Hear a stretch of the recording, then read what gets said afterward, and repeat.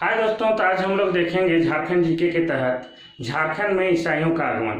तो जैसे आपको पता है कि सर्वपहले झारखंड में ईसाइयों का आगमन 1845 ईस्वी में होता है।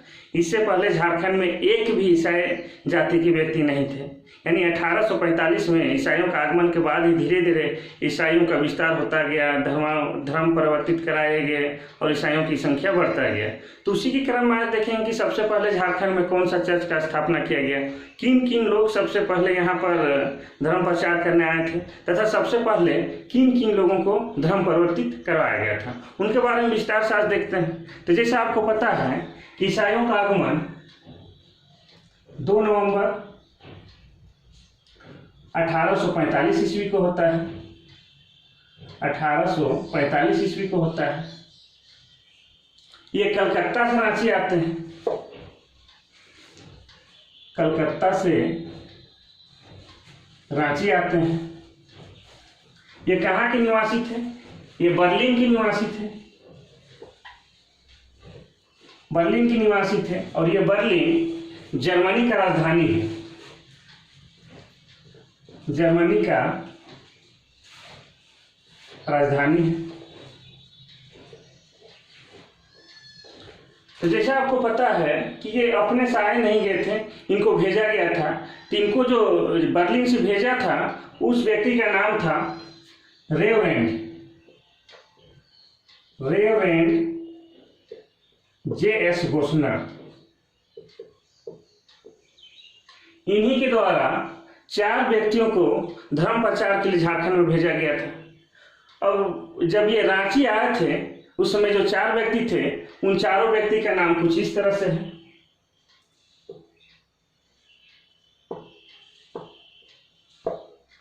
पहला का नाम है एमिलो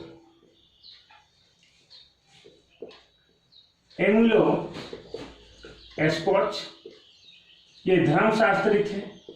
धर्मशास्त्री मतलब धर्म को अच्छा से जानने वाले, ये अपने धर्म के बारे में पूरा विस्तार से जानने वाले। ये अपने धर्म का प्रचार प्रसार के लिए आए थे, तो इन्हें अपने धर्म के बारे में पूरा ज्ञान था। तो ये हैं धर्मशास्त्री। इनका नाम था एमिलो एस्कॉच। दूसरा है अगस्ट या अगस्ट ब्रांट। ये पेशे से शिक्षक थे। उसके बाद तीसरा जिनके साथ थे फ्रेडरिक वाच। ये भी शिक्षक थे। उसके बाद इनके साथ और एक व्यक्ति आया था चौथा। इनका नाम था थियोडर जैक।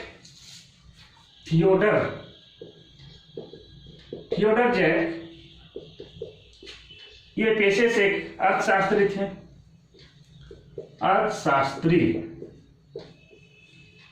ये चारों व्यक्ति सबसे पहले झारखंड रांची में आए थे ईसाई धर्म का प्रचार प्रसार के लिए।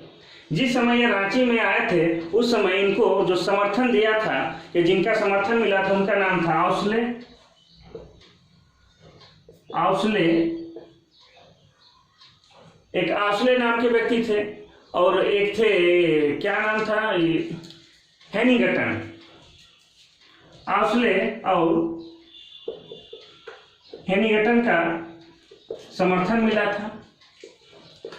और ये दोनों व्यक्ति आउसले और हेनिंगटन रांची के प्रशासनिक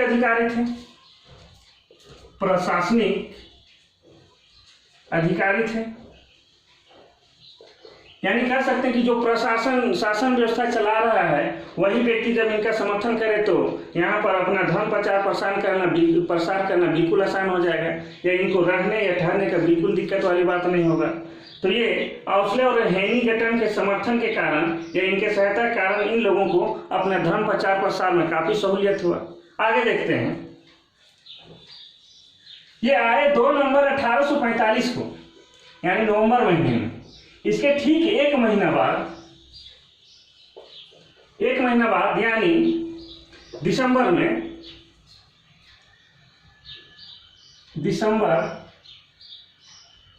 1845 ईस्वी में बेथेसदा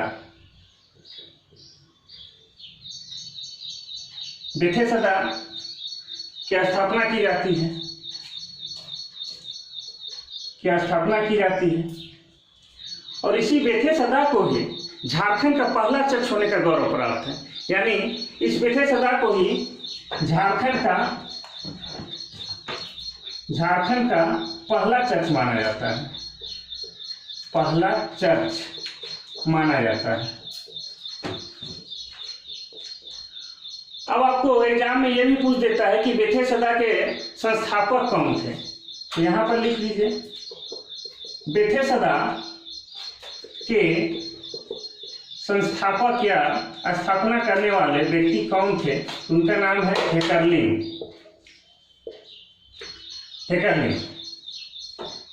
हेकरलिंग बेथे सदा का स्थापना कराए थे।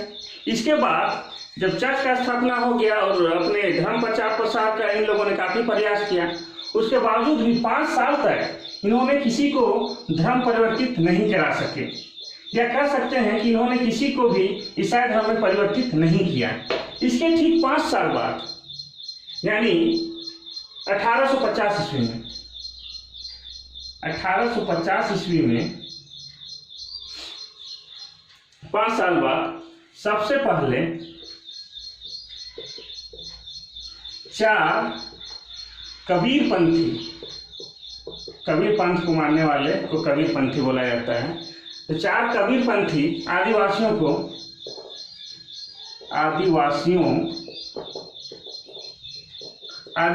को ईसाई धर्म में परिवर्तित किया गया। ईसाई धर्म ग्रहण करने से पहले बपतिस्मा दिलाया गया था। तो इन चारों व्यक्ति को बपतिस्मा दिलाया गया कब? 1850 ईस्वी में। अगर डेट पूछ दे तो 9 जून 1850 ईस्वी को। अब ये 4 व्यक्ति थे जिनको ईसाई धर्म में परिवर्तित किया गया। इन चारों व्यक्ति का नाम क्या क्या है? एक का नाम है केशव, दूसरा का नाम है बंधु, तीसरा का नाम है नवीनराव, चौथा का नाम है घुरन।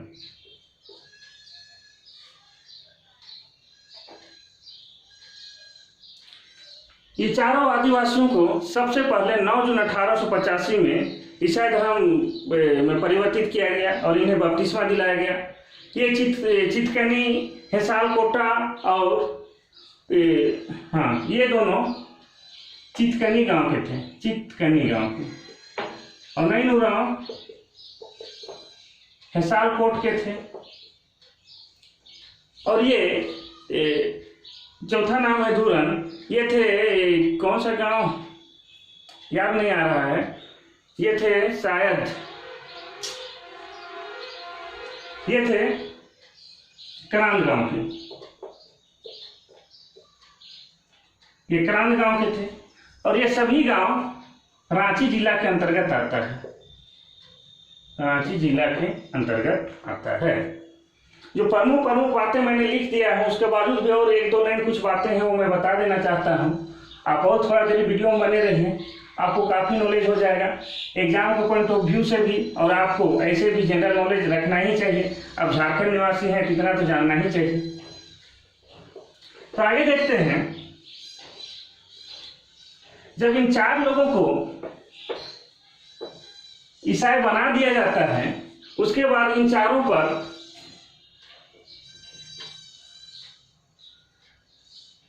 ईसाइयों का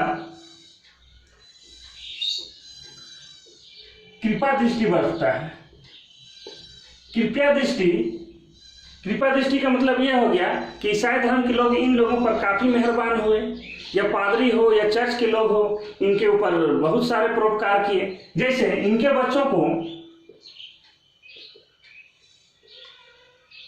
स्कूल कॉलेजों में दाखिला मिलने लगा, स्कूल कॉलेजों में आराम से दाखिला मिलने लगा, अस्पतालों में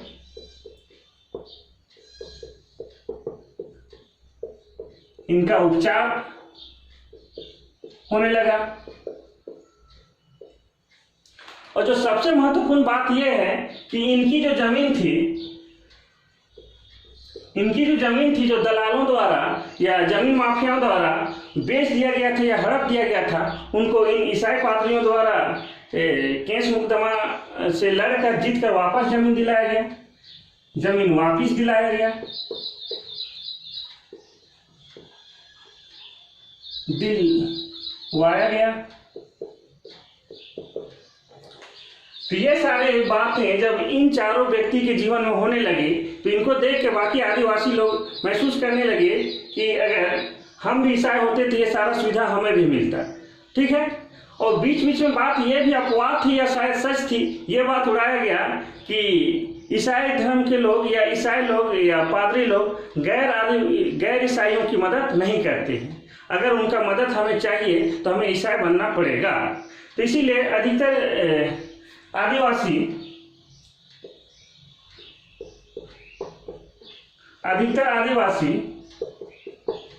उपरोक्त जो सुविधा मैंने लिखा है, इन सुविधाओं को पाने के लिए भी ईसाई बनने लगे और इन सुविधाओं को पाने लगे। ये सारे जो घटनाएं जो हुआ, ये सब हुआ 1850 ईस्वी में। इसके ठीक बाद तुरंत तो नहीं वृद्धि हुआ ईसाइयों का, लेकिन अगर हम देखते हैं 1869 की बात करते हैं तो 1869 ईस्वी तक झारखंड के रांची जिला, सिर्फ झारखंड के रांची जिला में ईसाइयों की जनसंख्या लगभग 11,000 हो चुका था, 11,000 हो गया था। यानी 1850, 10, 8, 9, 19 साल में 11,000 ईसाई बन चुके थे। ये जो ईसाई धर्म में परिवर्तित हो रहे थे, इनमें सबसे अधिक आदिवासी समुदाय के थे। आदिवासियों की संख्या अधिक थी किसमें? ईसाई धर्म परिवर्तित होने में। तो झारखंड में ईसाइयों के आगमन से संबंधित जो भी प्रमुख बातें था वो मैंने लिख दिया है। इसके अलावा भी और कुछ बातें हैं, इंपॉर्टेंट बात ही है जो छूट गया है, वो भी मैं बताता, लेकिन वीडियो काफ़ी लंबा हो जाएगा। अगर आप चाहिएगा तो इसका पार्ट 2 भी बना देंगे। तब तक के लिए थैंक यू, धन्यवाद।